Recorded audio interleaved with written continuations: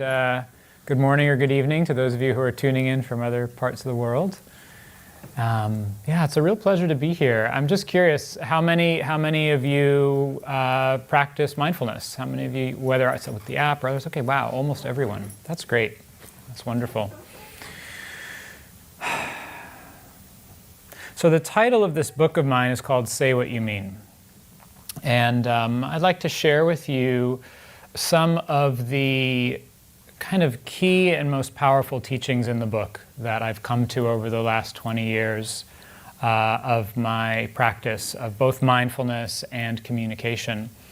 And I thought I would actually read to you just a few paragraphs from the beginning of the book, since some of what I have to say has been said perhaps the best in the book. So I just want to read you the first few paragraphs of the introduction, because I think it really captures the why. Like, why am I here? Why are all of us here looking at this topic?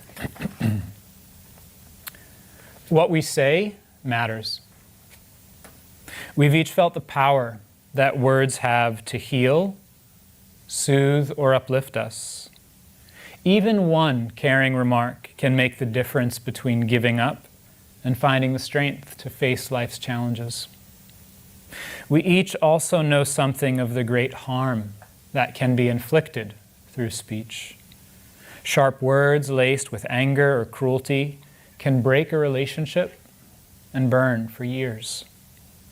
Language can be used to manipulate and coerce on a mass scale, to fuel fear, war, oppression, or to advance political agendas of genocide or terror. Few things so powerful are also so commonplace. Words are woven into the very fabric of our lives. Your first love, your first job, your last goodbye to someone you love. Our beginnings and endings and the countless moments in between are punctuated by a play of words as we share our thoughts, feelings, and desires. Most of us are communicating all day long, every day, in every area of our life. At home, at work, with friends. When we're alone, we're reading the news, we're on social media, we're thinking, we're planning, we're talking to ourselves in our own mind. So because communication is so pervasive, it's like it's the medium through which we experience our life. It's one of the most powerful levers for change in our life. To a large degree, our ability to communicate skillfully determines the quality of our relationships, personally, socially, and professionally. It plays a huge role in our professional success, our ability to get along with others, to understand things clearly, to articulate ourselves in ways that others can hear, relate to, perhaps even feel inspired by. So with this one aspect of human experience, if we make any changes, even a small change, for the better, that's going to have a rippling effect throughout our whole life. One of the most fascinating things about communication is that it's inherited. So language, we didn't create it, right? So these very words that I'm using right now, that you're understanding, none of us created this. It was passed down. Language is a cultural phenomenon that comes from generations. So all of us have been given this tool. We didn't make it. But what that means is that it's shaped. We get a tool that's been shaped already. It's been shaped by previous generations, by society, by our family, by our culture, by the particular time we grew up in. So this aspect of human experience that's so core to our well-being, our success, our happiness in life, we didn't choose it. right? It was kind of implanted in us. And together with that comes all of the various habits and patterns and ideas and beliefs and views of whatever kind of social location we grew up in, whatever kind of religious community we maybe grew up in, or our family culture, the society we grew up in. So all of that gets filtered into our mind and our consciousness, and then becomes, to a large degree, how we interpret and experience not only the world, but ourselves. So communication is also incredibly complex. You know, one of the great benefits and gifts of mindfulness is that it starts to remove some of the veils of things seeming ordinary in day-to-day life. We start to actually see a little bit more of what's going on. You know, how many of you in your mindfulness practice have experienced the breath differently than you thought it was before you started practicing mindfulness, maybe? Raise your hand. You noticed something different about it. You're like, oh wow, that's interesting. I never noticed that. Or noticed something different about the experience of your body from the inside rather than just this body as a visual image. Raise your hand if that's been the case for you. Yeah. So the same thing with communication. When we bring some mindfulness, when we bring some clear, balanced awareness to the process of communication, we start to see, wow, there's a lot going on here, right? There's not just the words that we're saying. There's the impulses and motivations that we're carrying. There's our emotions. There's our history. There's the judgments and perceptions and thoughts that are happening in our mind that we're not sharing. There's all of our conditioning and expectations, our desires and hopes and dreams, our pressures. There's how we slept last night and the argument or the wonderful conversation we had with our spouse or our roommate before we left home in the morning. Right? All of that's conditioning. The moment when you sit down with your coworker to talk about the project, or you walk into your supervisor's office to have a meeting, right? All those things are present to some degree in oneself and in the other person, right? So you put all that together, it's amazing that we actually get through anything. One of my friends likes to say, if you want to be entertained, just get family members together and watch the sparks fly, right? So the holidays are coming up, and one of the things that motivated and inspired me personally to learn more about communication was that I realized in the early years of my meditation practice, like 5 or 6 years in, that my meditation practice was going fine. I was really enjoying it. I was feeling some peacefulness and calm. I was feeling connected to my heart and my emotions, a sense of goodwill for other people, which is it's an uplifting experience. And then I'd have a disagreement with a coworker, and it'd all go out the window, and forget about talking to one of my parents or my siblings. It was it would all just vanish and evaporate. I say, okay, if I can't stay present and balanced and connected to goodwill and patience and clarity when I'm speaking with someone else, what good is this stuff, right? I mean, yeah, it's nice to be able to sit quietly and calm your mind a little bit, but if it all evaporates as soon as I open my mouth, that's not a really useful life skill.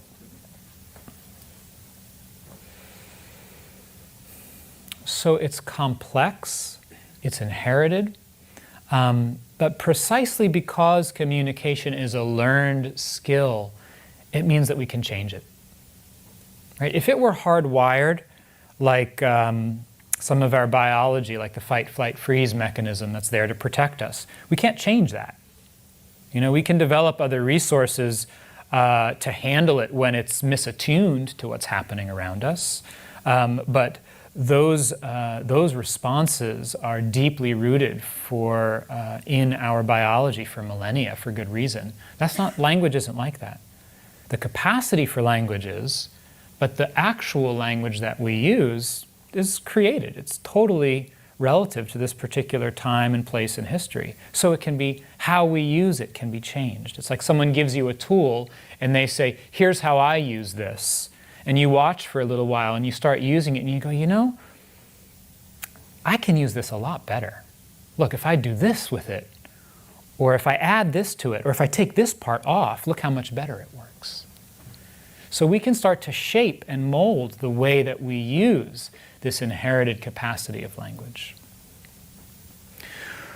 One of the things that I talk a lot about in the book is the way change and transformation occurs in complex systems. So a human organism is a very complex living system. And any of you who have studied systems theory probably know more about it than I do. But within a complex system, one small change can have far-reaching effects. Right? This is what we know today from quantum theory, that transformation doesn't necessarily always require or take a drastic change. So, and it's like that with communication, it's like that with our psychology. One small change, sustained over time, can have far-reaching effects. And because communication is something that shows up and determines the quality of our life in so many areas, even one change, if we're able to carry it forward and really integrate it, will have powerful effects. So as I go through some of the core tools in the book with you, or some of the core principles, see what connects for you as you listen. And don't try to take all of it. Take one thing. And this is very much my approach to teaching communication. Find what works for you. Take one thing and stick with it. And integrate it in your life every day until it becomes second nature. It becomes a new habit.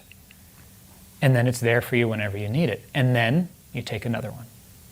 And like that, over time, you change your trajectory. So a small change in the angle of a ship at sea. So our communication patterns, our habits of communication, they have a lot of momentum, right?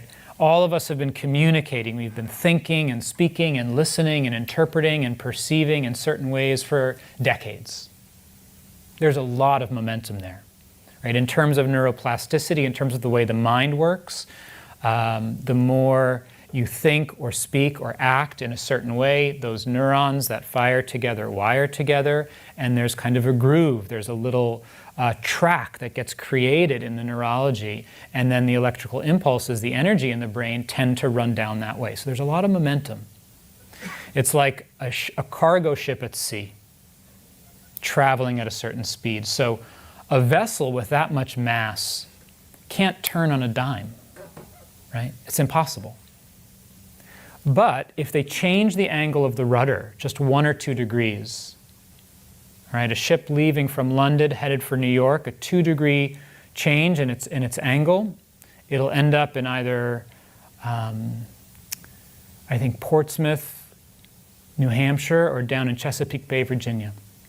Over time, that 2-degree shift takes us to a very different place. So we're looking for these small shifts that we can sustain over time.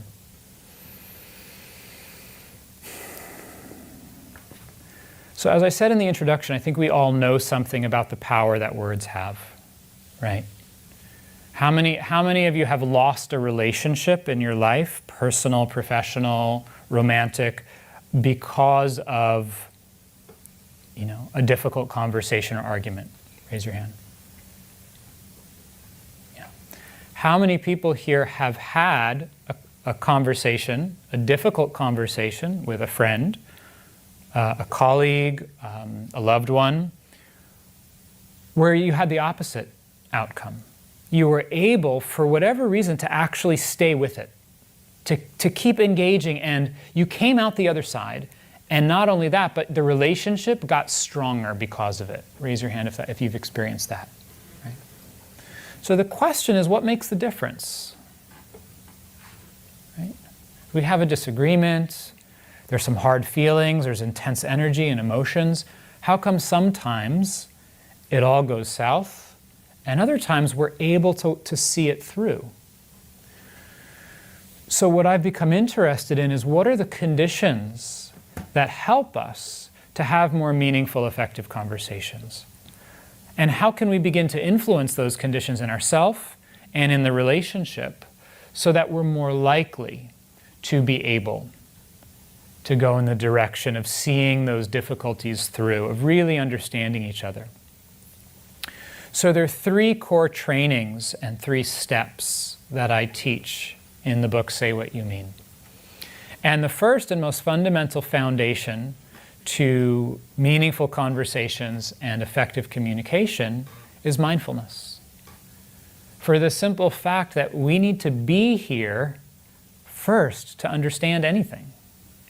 Right? If we're not present, if we're not paying attention, right? If you're thinking about your shopping list or if you're looking at your phone right now, you're not understanding what I'm saying because your attention isn't connected with what I'm sharing. So the message isn't going to go in, right? Just think about how many arguments, how many misunderstandings we've each had simply because one person wasn't paying attention. Right? We just weren't listening. Our mind was somewhere else. So mindfulness lays the ground for connection and understanding. So the first step to having more effective and meaningful conversations is to do something that I call leading with presence. To lead with presence. And I like to use the word presence rather than mindfulness because mindfulness can tend to have a kind of intellectual, heady connotation, right? Like I'm sort of up here somewhere looking down at everything. Right? I'm kind of disconnected and removed observing. Whereas for me, I don't know what it's like for you, but for me, when I hear that word presence, I go in and down. It's like I'm here. I'm here in the room. I feel the stool underneath me. I can sense your presence in the space together. So it means not only that we're aware, but we really show up. And to lead with presence means that it's what comes first. Before any of the words, before our agenda, where we're trying to get to, what we hope's going to happen, our emotions, what happened last time, before any of that, can we just show up? And that has a powerful effect. We can feel it when someone's really here, right? When you're talking to someone and they're not paying attention, even if they're looking at you in the eye, kind of nodding, going, yeah, right? Because we can feel it. We're very sensitive relational creatures. We pick up on those signals. So just that capacity to learn how to bring our mindfulness practice, this strange thing that we do when we sit with our eyes closed and bring our attention inwards and really start to show up, to be more present and to feel what it's like to be alive. Can we do that with another human being? There's great benefits to this. We wake up to our life. When we're not aware, when we're not mindful, we're sleepwalking through our life. So bringing more presence to our life, to our relationships, our conversations has immense benefit. It gives us back our life. We get more information. When we're paying attention, when we're really here, we pick up on all kinds of cues and signals, not just the verbal information. It's not just that we don't miss things that somebody says, but we notice what they're not saying. Or we notice their body language more clearly. Or we pick up on other subtle signals. Or maybe we have an idea. Or we notice a certain intuition or impulse in ourselves that we might have missed otherwise. So we get a lot more information when we lead with presence. Another one of the gifts or benefits of leading with presence is that if we start to get reactive, right, if we start to get triggered, get angry, feel impatient, all of those kinds of energies, which are totally natural, point to something real and important for us, but when acted on impulsively, tend to have negative effects that don't actually serve us. When we're present, we pick up on those signals more quickly and easily. We notice that impulse to snap or to say something harmful before it comes out. and we can actually contain it and make a choice. And this is one of the fundamental principles behind mindfulness practice in general, and particularly in communication practice, which is that the more aware we are, the more choice we have. Right? Would anyone disagree with that? This is completely obvious. Yeah? So we can train ourselves. We can train ourselves in this capacity. Some of the work that I've done over the years has been teaching mindfulness to youth and children. I taught mindfulness in the elementary schools here in Oakland for a number of years. And one of my favorite quotes was from a young 5th grade boy talking about mindfulness practice. And he said something to the effect of, I like mindfulness practice because when I'm mad at my sister, I remember to take a mindful breath so I don't kick my sister. Right? So hopefully you're not kicking your coworker or your supervisor, but we do that verbally. Right? We give someone a little kick in the behind verbally. And so when we're mindful, we feel that impulse and we say, okay, Oren, wait, no, don't say that. That's not going to be helpful. And we can allow that impulse to pass and understand the deeper message or need that's present. Maybe we do need to say something, but we can choose to say something that's going to be more skillful. I taught a retreat recently. One of the things that I do is I teach retreats on meditation and on communication around the country. And I taught a retreat recently in New Mexico, and there was an older gentleman who joined the retreat in his 70s, lives in Colorado, kind of Midwestern cowboy type. And he was pretty quiet the whole week. I could tell he was listening and taking things in, but he didn't say a lot in the group. And so I was kind of curious about him. What's this guy's deal, and how is he hearing some of this? Because, we're talking about opening the heart and understanding and being more authentic, things that I might not associate with the kind of stereotypical perception of a Midwestern cowboy type, 70-something-year-old white man, gray hair kind of thing. End of the retreat, closing circle. Everyone has a minute or two to just share something about what they learned or what was meaningful for them. So he gets the microphone and he says, I'm really grateful for having been here this week because I realized that my wife is the person I talk to the most and talk with the least. I'm going to change that when I go home. So this is the power of leading with presence. It means that we don't miss our life, particularly the people and the things that are important to us. And so there's a couple of ways that you can start to practice with this right away in your conversations. The first is a very simple yet powerful tool, which is to pause. Just like that, just like I just did. Doesn't need to be long. Just a short pause to kind of gather your attention and consider what's needed right now. What's helpful or important to say? Is it necessary to say anything? Should I just listen? Right? One breath can change what you say next. Just to pause. As we start to practice with that, the other thing that we can explore, another very accessible and powerful tool, is to play with the pace of our speech.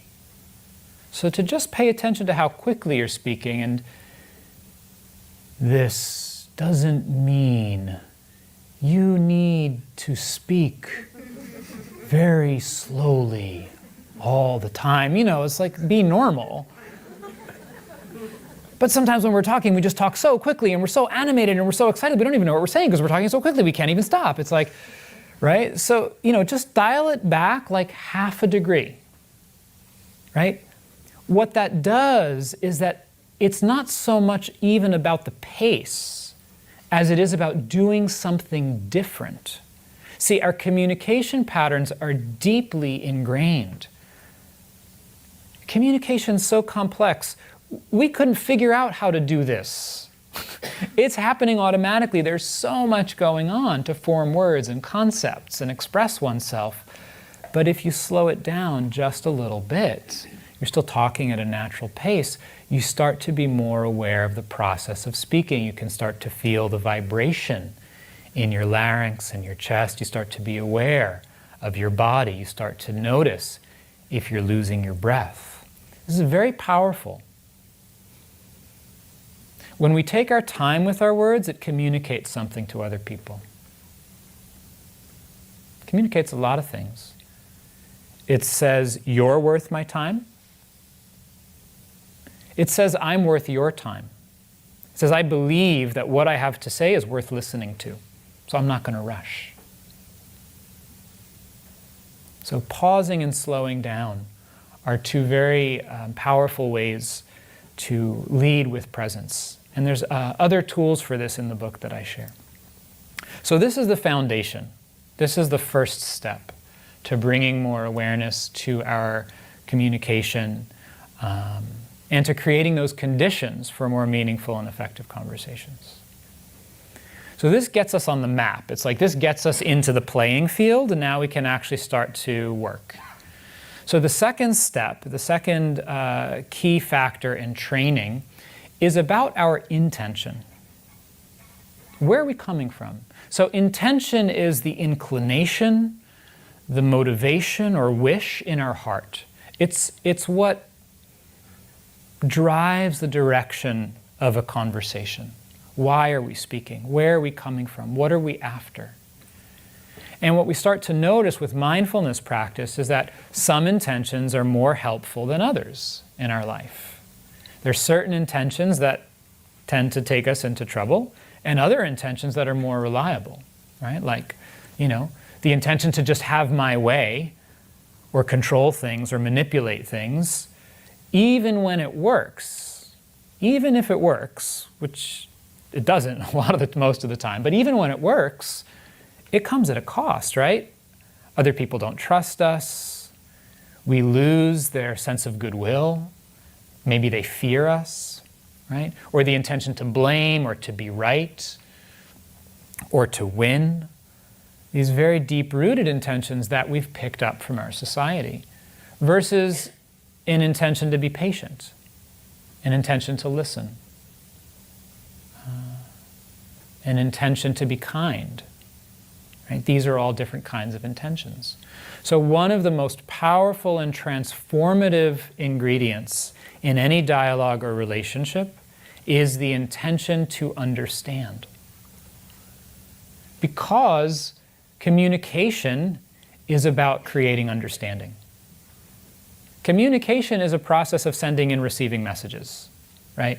Whether we're talking about human communication, or we're talking about cells and neurotransmitters, or we're talking about computer programs sending, right? It's about sending and receiving messages, creating understanding. So if that's the currency of communication, what more powerful intention could we have than simply to understand? So that one factor, when we can remember to come from a genuine intention to understand, not a manipulative intention to understand, like, let me see if I can understand you so I can figure out how to control this thing and make it the way I want, right? Other people are going to pick up on that.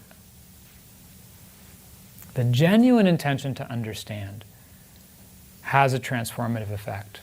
Why? Because other people get the sense we're actually interested in understanding where they're coming from. And then they can stop trying to defend themselves or control the situation because they see that we're actually willing to engage.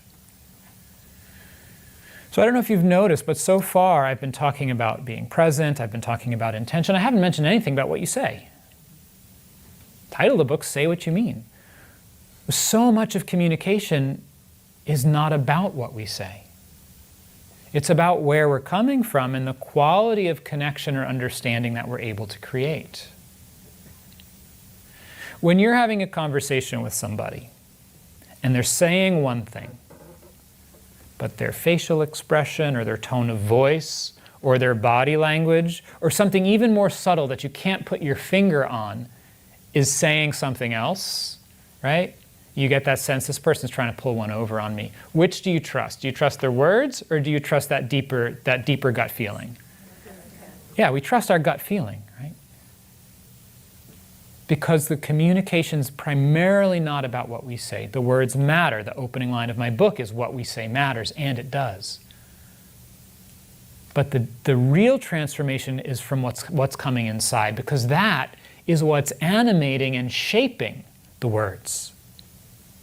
So our body language, our tone of voice, our gestures, our facial expressions, those subtle energetic signals, micro-expressions as they're called, that we pick up on in our body, in our intuition, those are shaped and determined by our intention, by the quality of our heart and mind and where we're coming from.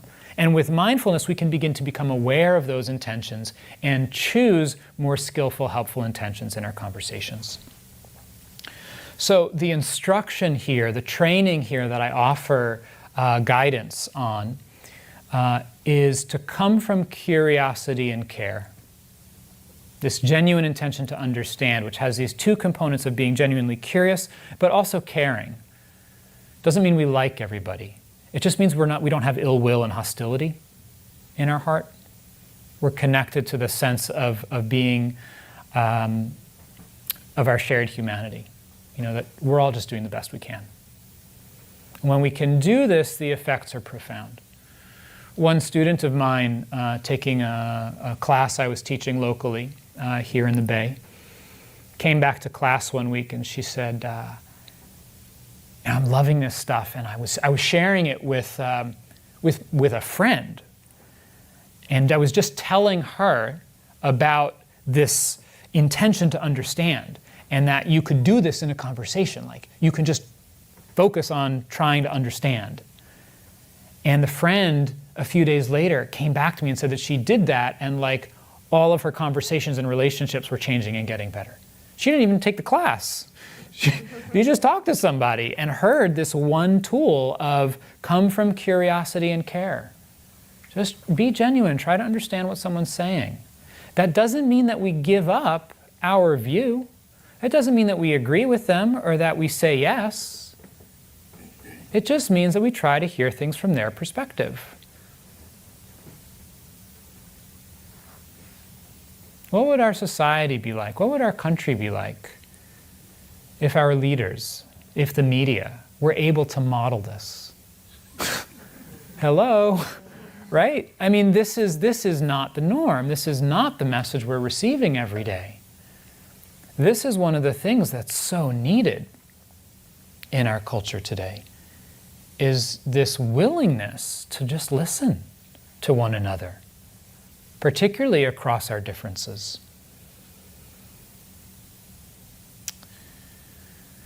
Another story from somebody who attended one of my retreats. Married for 10 years longer. And they had their issues, as you know, most of us do in our intimate relationships. And they had a terrible fight. And her husband was on his way out the door, just like, I've had it. This is over, you know, just about to leave. And inside she did two things. As he was making his way to the door, she paused. So she used the first step of leading with presence. And then she found inside that intention, a genuine intention to understand, to come from curiosity and care. And she called out to him. She said, Bobby, you know, I think we can really turn this around if you're willing and if I'm willing. And he stopped. And he turned around. He came back in. They sat down on the couch. And they started to work it out. They're still together. So this capacity to come from curiosity and care is very powerful. It can transform even the most bitter of disagreements and arguments. It's important for me to acknowledge that precisely because our conversations are co-created, it's dependent on both of us, that means that if we change how we're relating, we can start to shift the dynamic. Right? We can affect the conditions to hopefully have a more meaningful conversation. And yet at the same time, because it's co-created, that means we don't control all of the conditions. And sometimes, even with a lot of training and the best skills and really, really wholehearted, genuine intentions, we're still unable to work things out. And that doesn't mean that we failed. It just means that the conditions weren't present. What we start to learn over time by using these tools is that the success is not in the outcome. It's in the quality of integrity that we have in how we show up. You know, are we living in line with our values so that we don't have regrets? So lead with presence. Come from curiosity and care. The last step, the last training is about what we do with our attention. Where do we focus our attention in a conversation? There's so much going on, as I said. How do we discern what to pay attention to? Yeah? So the instruction here, the training here is to learn how to focus on what matters. What's most important in this moment? And this is a very thorough training. This is part of the book that's comprised of the system of communication called nonviolent communication, which was founded by Marshall Rosenberg. And this is a way of focusing our attention to identify specific aspects of our experience that help us to hear and understand one another and collaborate more. And the core, the key, is learning to identify the deeper needs, values, or concerns in a situation. What's really important to somebody? Where are they coming from? Why? Why are we having this conversation? Not on the surface what it is they want, but why do they want it?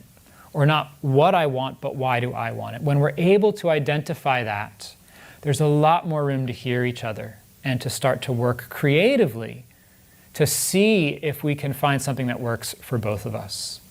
So I want to end with one more story on the power of this last capacity to focus on what matters that a colleague of mine told me about two groups of women activists in Boston. This is, I think, from the 1980s.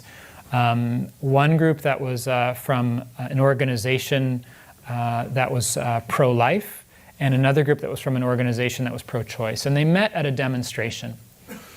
And the demonstration, these, picket lines, signs, people shouting, and somehow two women connected and said, "This is crazy.